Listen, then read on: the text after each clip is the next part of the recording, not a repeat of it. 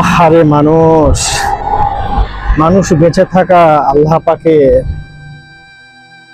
অনেক বড় একটা নিয়ামত। মানুষ বেঁচে থাকা আল্লাহ পাকের এত বড় একটা নিয়ামত যে একবার সুবহান আল্লাহ বললে আসমান জমিনের ফাঁকা জায়গাটা নেকিতে ভরে যায়। একবার আলহামদুলিল্লাহ বললে নেকির পাল্লা ভারী হয়ে যায়। একবার আল্লাহুম্মা সাল্লি আলা দুরূদ পাঠ করলে 10টা নেকি হয়, 10টা গুনাহ মাফ হয়ে যায়,